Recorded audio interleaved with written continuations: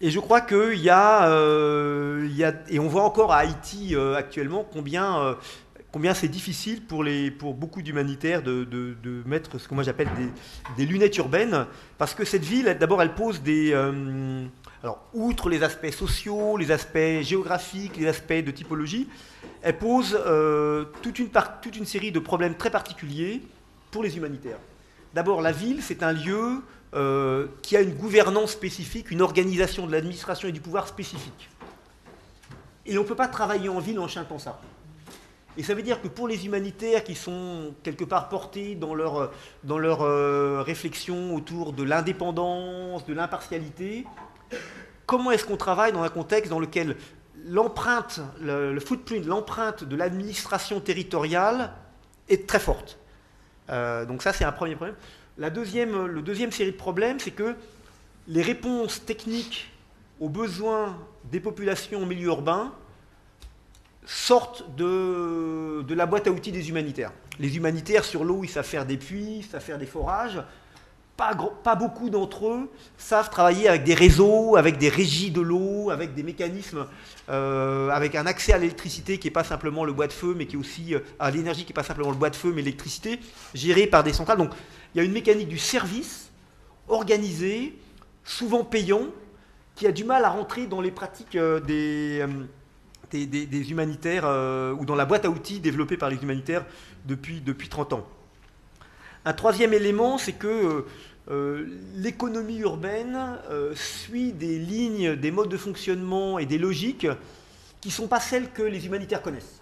Les humanitaires, ils savent distribuer de la bouffe, ils savent distribuer des outils, ils commencent à savoir un petit peu distribuer de l'argent avec des programmes qui patinent et qui cherchent encore leur marge, mais l'économie urbaine, c'est pas ça. Et là, les humanitaires ont beaucoup de mal à trouver la façon de soutenir les stratégies de survie des populations urbaines, parce que là encore, d'abord, ça touche des choses avec lesquelles les humanitaires ne sont pas très confortables, ça touche l'argent. Les humanitaires, ils aiment bien donner des choses, mais donner de l'argent, c'est compliqué dans la culture du secteur. Donc voilà, il y a plein de difficultés, à la fois donc, structurelles, politiques, opérationnelles, qui font que voilà, les humanitaires sont encore à chercher leur marque dans les contextes urbains. Merci François. On va peut-être faire un premier tour dans la salle, parce que j'aperçois Michel Galli, qui est sociologue spécialiste de la Côte d'Ivoire. J'aperçois Marc-Antoine Pérouse-Monclos, qui a aussi réfléchi à ces questions-là. On peut peut-être déjà faire un premier échange autour justement de cette spécificité des violences urbaines de la ville, voir un peu ce que ça vous évoque de votre côté, puisque vous avez aussi travaillé sur ces questions. Michel peut-être et Marc-Antoine. D'accord. Merci. Oui, effectivement, alors on va beaucoup parler d'Abidjan puisque c'est un peu le pays où j'ai longtemps été et dont je reviens.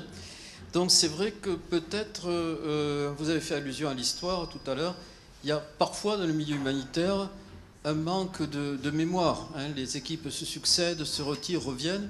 Alors évidemment, il y a des parallèles tout à fait intéressants en ce moment, ce qui se passe, vous avez dit très justement, Bénédicte, un début de guerre civile, avec ce qui s'est passé en 2002-2004 sur les formes de violence. Il y a quelque chose à travers ces diagnostics qui sont peut-être prédictifs, on pourra y revenir tout à l'heure, et qui intéresserait en ce sens les humanitaires. Effectivement, ayant beaucoup travaillé sur les violences au milieu urbain, je pense qu'il y a une sorte de continuum qui passe à la criminalité ordinaire, je crois que vous en avez parlé au début, et puis qui parfois, à travers un certain nombre de seuils, de points d'inflexion, émerge dans l'ordre du politique et puis de la guerre. Et on est en ce moment là dans Abidjan. Donc les prédictions, elles sont aussi dans les lieux. Vous avez fait allusion, Bénédicte, aux différents quartiers, aux modes de sociabilité, mais aussi aux extensions de la violence. Effectivement, on passe en ce moment d'Abobo et d'Anyama, des quartiers en grande partie nordistes et pas entièrement, comme on le lit d'habitude, vers Treichville ou Koumassi, et ça, voilà quelque chose qu'on peut prédire. Il y a quelque chose auquel on ne pense pas, qui est aussi important, c'est la relation ville-campagne, parce que la réaction en milieu urbain, à Bobo, pour en revenir en milieu nordiste, et dans notre quartier, c'est quoi le premier réflexe? C'est pas de s'incruster en ville et d'attendre les humanitaires ou l'État, qui est plus ou moins inexistant, c'est de repartir au village, pour autant qu'on le puisse. Donc là, il y a des évolutions, effectivement, qu'on peut prévoir, Une autre aussi, c'est le statut des habitats précaires, pour tout dire, des bidonvilles. En 2002, par exemple, là aussi, en plein coup d'État, c'était le lieu à la fois des plus pauvres, mais il faut bien le dire, la base de repli des rebelles. Et ils ont été traqués, perquisitionnés, voilà, il y a eu des arrestations, etc. Donc voilà un lieu où l'attitude des humanitaires et les autorités de l'État, Grunewald, vous en avez parlé, sont absolument antithétiques. Et là, il y a un vrai problème qui est évidemment politique, puisque autant dans les campagnes, ce que j'ai pu voir en Sierra Leone ou Libéria, une grande ONG, je ne citerai pas des noms, mais toutes à la limite, sont plus fortes qu'un État local africain déliquescent, autant en ville, peut-être le rapport est inversé. Voilà quelques points sur lesquels peut-être on pourra revenir. D'accord, merci Michel. Marc-Antoine Pérouse-Monclos. Oui, merci. Je crois que historiquement, il est important de rappeler qu'effectivement, la ville a toujours été à la fois un lieu de refuge et un lieu de tension, de production de violence. Et de ce point de vue, je nuancerais peut-être l'idée que les combats ont épargné les villes au cours de la guerre froide, parce qu'il y a eu la chute de Saigon en 75, de Port Harcourt en 68, il y a eu des combats, des attaques autour des villes du Congo au début des années 60, au Salvador dans les années 80, etc. Simplement, c'est vrai que c'était beaucoup plus bref, c'est-à-dire que la guerre ne s'éternisait pas ou peu en ville. Alors, ce qu'on peut se demander, c'est aussi pourquoi les humanitaires intervenaient plutôt en milieu rural du temps de la guerre froide et aujourd'hui davantage en milieu urbain. Alors, je crois qu'il y a il y a plusieurs raisons, certainement. Il y en a une qui paraît assez évidente. C'est d'abord qu'on a un phénomène d'urbanisation globale au niveau de la planète. Désormais, la majorité des habitants de cette planète vivent en milieu urbain. Et effectivement, ça pose des défis sur le plan logistique, sur le plan opérationnel, tout à fait spécifiques pour les humanitaires. Maintenant, je distinguerais peut-être deux choses. À la fois ce phénomène global d'urbanisation qui fait que de toute façon, les humanitaires vont être appelés à travailler de plus en plus en milieu urbain. Ça me paraît assez évident. De la même façon, d'ailleurs, que les armées occidentales ont édicté des doctrines de guerre urbaine parce qu'elles savent qu'elles vont être appelées à travailler, à intervenir de plus en plus en milieu urbain.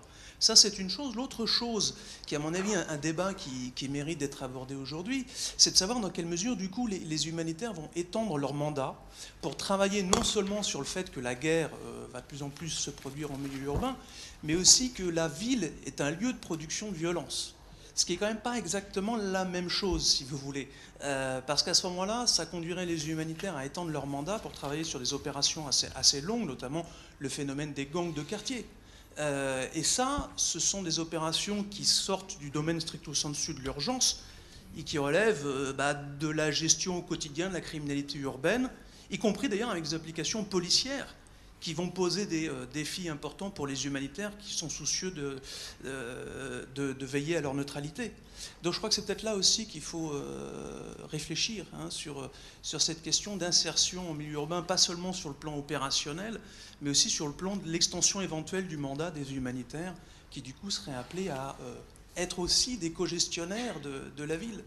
Il y a là, à mon avis, un défi sur lequel il faut réfléchir. Merci. Alors ça sera la quatrième partie de notre débat. Comment effectivement les humanitaires en fait, peuvent étendre leur mandat. Mais avant ça, je voudrais qu'on revienne sur les attentes et les besoins des populations, parce qu'on est quand même là aussi pour parler de ces populations-là.